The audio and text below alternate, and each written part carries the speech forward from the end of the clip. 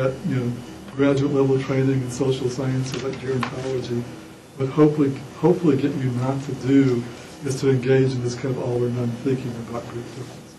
Keep in mind that there's always a lot of overlap. Any questions about group differences?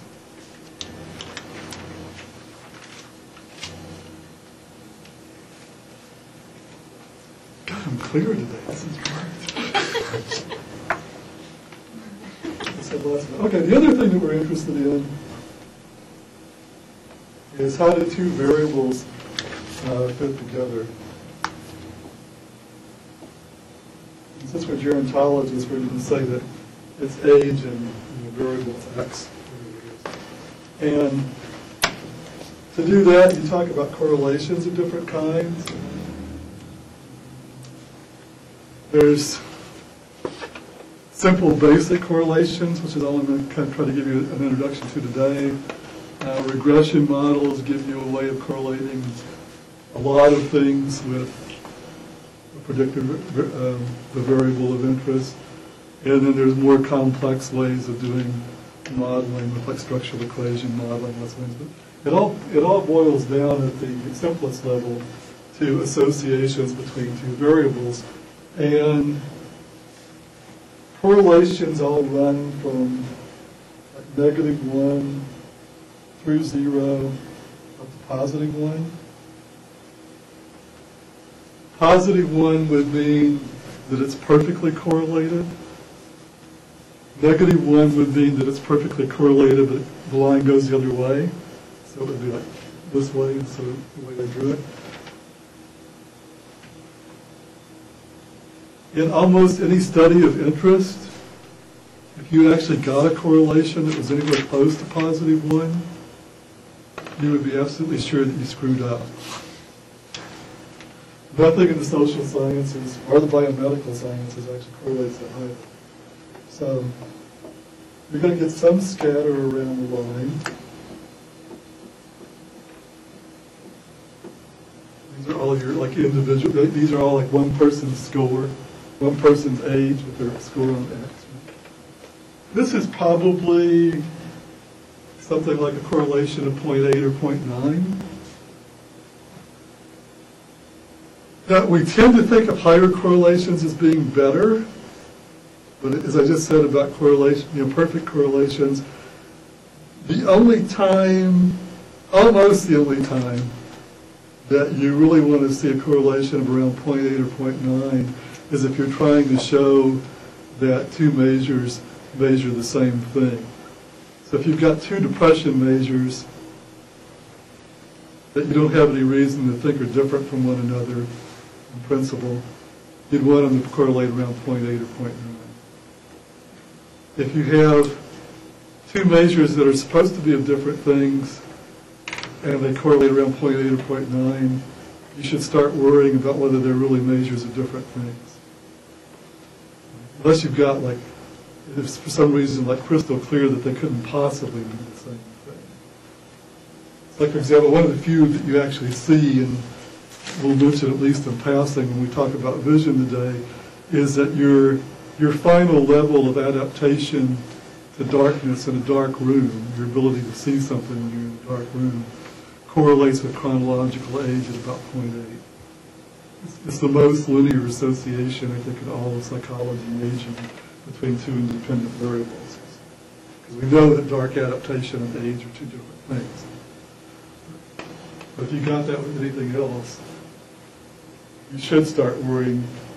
Well, it depends, worrying is a bad judgment.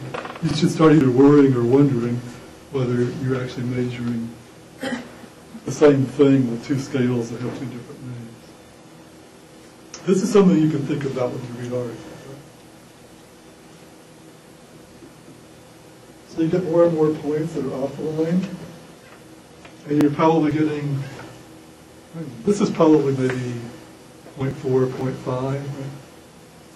You get some more, and you're down to something like where most of social and biomedical science is. You get down to like 0.2, 0.3. This is where we make our livings as researchers. This is also where, like, just about every recommendation you've ever heard about health behavior is based on this kind of relationship. The relationship of, like, your high blood pressure to later heart disease, cortisol probably even lower than this, smoking with different outcomes and so forth. Almost all of our recommendations for biomedical research, public health research, are like in the 0.2, 0.4 kind of range. So, get reliable in the sense that we always find it, so that we know it's there. And this is just kind of what you get when you're looking at living beings, whether you're looking at their biology or their psychology or sociology relationships. There's a lot of individual variation, and so you don't get strong effects. And there's probably a good argument to be made, like if you're looking at mostly self-report measures and you're getting effects at around 0.5 or so, probably quite a bit of that difference between 0.2 or 0.3 and 0.5 is due to measurement, common method variance. Because you're using the same kind of measures, people tend to answer different questionnaires in sort of the same kind of way, regardless of how they're labeled and so forth. If that started confusing you, just forget the last thing I said. Okay.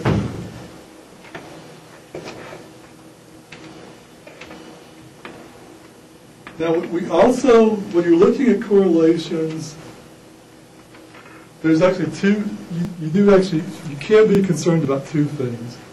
One is the correlation statistically significantly different from zero? So, particularly as you get smaller correlations, or even with larger correlations in small samples, you're interested in, is there a statistically significantly positive or negative relationship at all here? And then the other thing you're interested in is the size of the effect. How big is the correlation? And I know a lot of you have more of like a social gerontology kind of bias, and probably some of you are doing like demography stuff and biodemography, where you get these whopping huge samples. And actually we've got a whopping huge sample in the reaction time assignments for today. When your sample gets really, really big, just about every damn thing is statistically significantly different from zero. So actually the significance testing becomes less important, and you are or should be more concerned about the size of the correlation. So you may, actually in those kind of studies, you're more concerned about, do you have a correlation that's worth talking about, even though a correlation of, say, 0.05 may very well be statistically significantly positive. It still may not be at all important. So, at this point, I'm going to say that for another lecture. There's also a way of doing this with the mean difference thing, where you can get estimates of effect sizes that can also be interesting, as well as the question of whether the two groups are statistically significantly different from one another. But we'll talk about that more, the specifics of that more at some future time. So at this point, I would expect you to be able to think about two things conceptually about the stats in an article.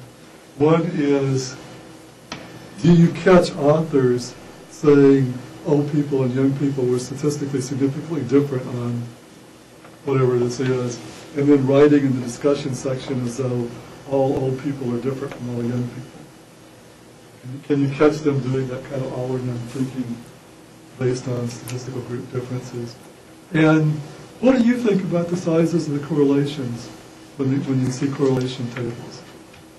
Just because the authors think that this is a sizable correlation and it's important, you don't have to agree. Now, I'll give you a hard time in the comments anyway if somebody found like a 0.5 correlation and you say you don't think it's important. If it's 0.2 or 0.3, you can think, you can talk about it. Okay.